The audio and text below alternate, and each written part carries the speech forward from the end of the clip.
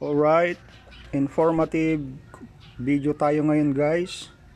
Bali, ang i-content ko ngayon ay kung papaano mag-diagnose ng sirang controller. Kung paano natin malalaman kung sira nga talaga ang controller ng ating e-bike. I-content ko ang topic na ito kasi may nag-request na customer natin na taga San Fernando. Di ko na lang babanggitin yung pangalan mo, sir, para di naman tayo makapanira ng kapwa nating technician. Bale, ang nangyari kasi sa unit dati ni boss, yung dating customer ko na yon, nagpalit siya ng motor hub. Ang sakit niya pag kagaya nito, maganit. Yan. Sabi ng technician, motor, kaya napabili ng motor hub si sir. Tapos nung sinalpak yung motor hub, sabi apektado daw ulit yung controller dahil sa sirang motor hub. Kaya nag second opinion na sa akin si boss. Boss, di ko na lang papangalanan yung pangalan mo, sir. Panoorin mo na lang para hindi naman tayo makapanira ng kapwa nating technician. Okay, mag-umpisa na tayo. Bali, ang issue nito almost parehas sila ng yung sinasabi ko. Ano siya, maganit. Yan, hindi siya magpi-freewheel kahit isusi mo siya. Yan. Okay. Pag trinatal mo, wala. Yan. Yan, hindi siya nagana. Tapos maganit. Yan. Kung baguhang technician ka, sigurado sasabihin mo, grounded, motor hub or pared controller. Ang ano nito, usually na tama na ng ganitong senaryo ay oo, pwede nga po, pwedeng sa motor hub, baseline, pero pwede rin sa MOSFET, pero I'm sure siguro MOSFET ito.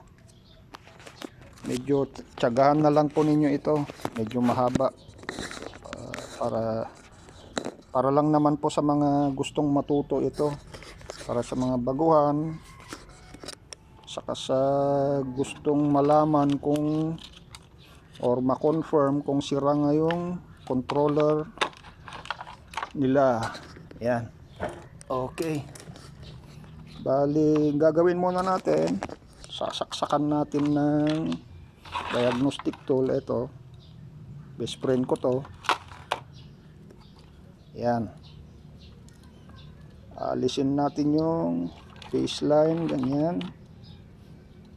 Gagamitan natin ng diagnostic tool para masigurado na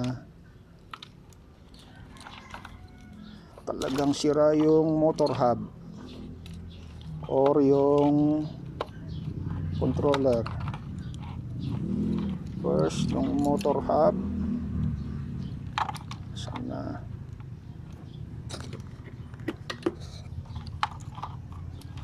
ito, motor hub to. Yan.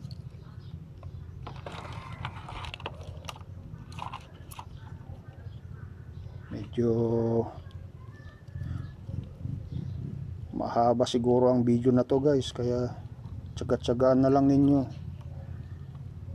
Pero at least matututo naman kayo at saka makakasigurado kayo na kapag troubleshoot yung controller ninyo, talagang sigurado na yun nga ang sira.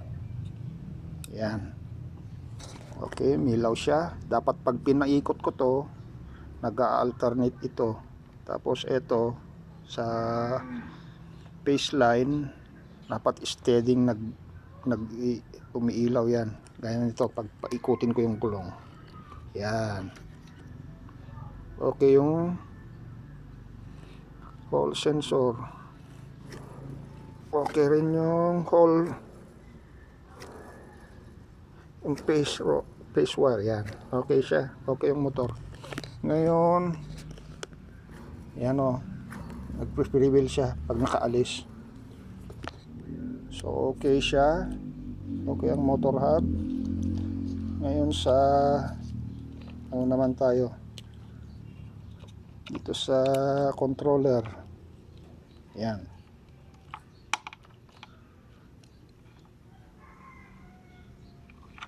Sana ito blue to blue.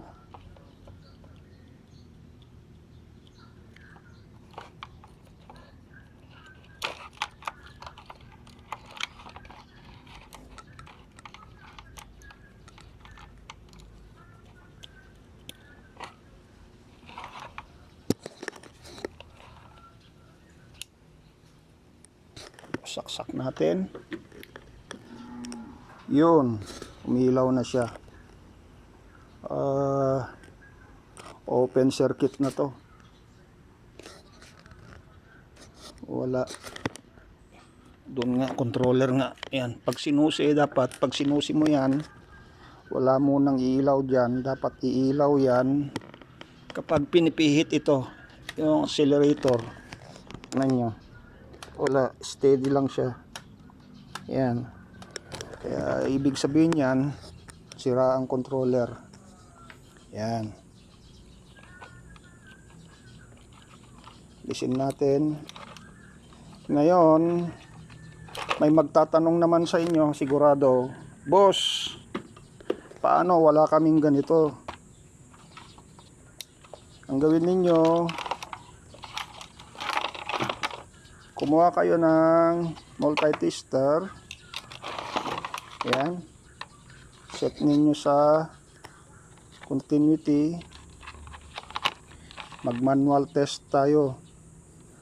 Ngayon, para makasigurado na yun nga ang sira, ito.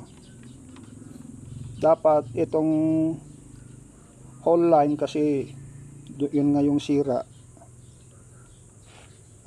MOSFET ang sira pala nito. Sigurado MOSFET to. MOSFET ang tama pag ganun na maganit. Yan. Dapat walang reading yan guys sa continuity. Yan. Pag nag-ano siya, may continuity siya. Yan. Dapat ito wala siyang continuity dito. Yan. Yan, may reading siya guys. Yan. Yan o.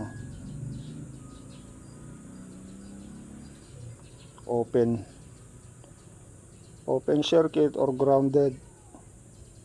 Yan, may continuity siya. Ngayon, papakita ko naman sa inyo yung working na pinagkaiba, yung working na controller. Ito pala, na-repair ko na to. Mga binibili ko sa mga junk shop. Tapos nire-recondition. Pero parehas lang naman sa mga brand new ang loob niyan. Ayan. Bali ganito ang working. Ayan o. Pag malalaman nyo kung okay yung controller, yan, tingnan nyo.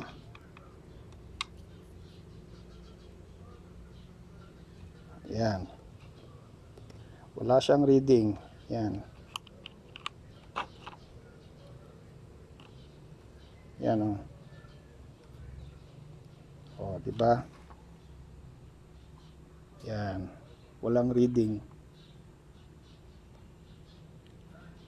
Yan. Ito may reading.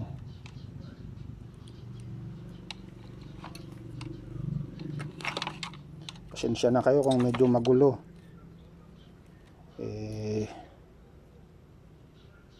Yan. Ang importante, may idea kayo kung paano matra-troubleshoot, ma-distinguish, ma-diagnose na yun talaga ang sira. Yan, may reading siya guys. Oh. Yan, may reading. Yan, ito walang reading. Yan, oh. Wala. Ito yung gumagana. Yan. Yan siya. Oh, di ba? Ngayon ano naman natin sa resistance, kung anong pinagkaiba nila. Kung sa resistance naman, yan, set natin sa resistance. Yan, nakaset yung multimeter ko ng resistance. Ito continuous yung ano niya. Yan, yan, fluctuating. Yan, hindi siya stable. At ito, yan o. Yan. Pag itong sana, pag itong good controller, tingnan nyo ang pinagkaiba guys. Yan o, stable lang siya. Yan. Pag sa ano siya, resistance, pag nakaset sa resistance, yan, tingnan nyo. Yan o, stable lang siya. Blue, yellow, stable lang siya. Yan. Yan. Di kagaya nito, hindi siya stable. Yan o.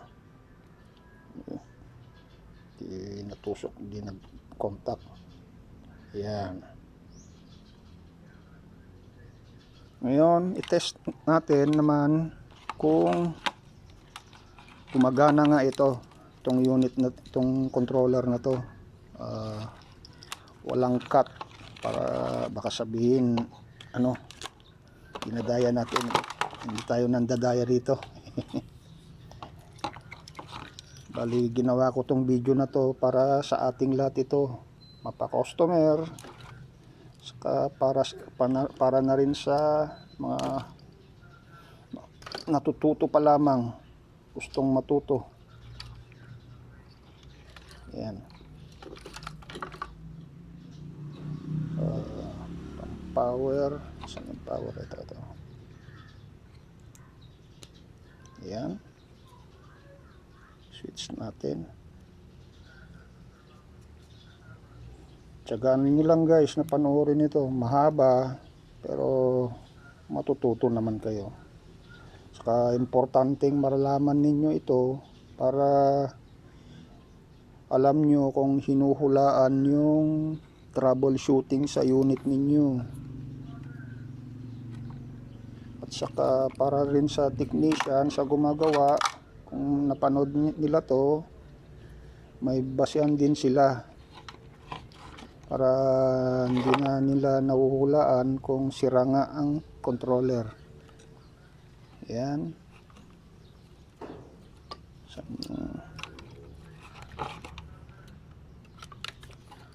Throttle, saan ba yung throttle ito?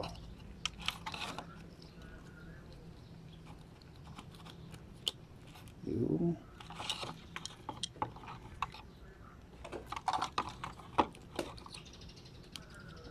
Medyo mahabang video.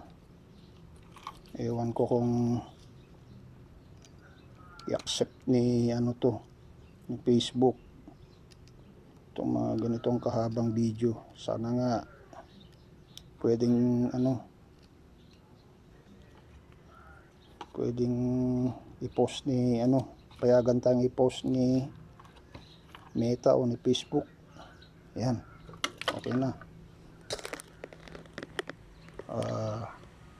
Saksak natin.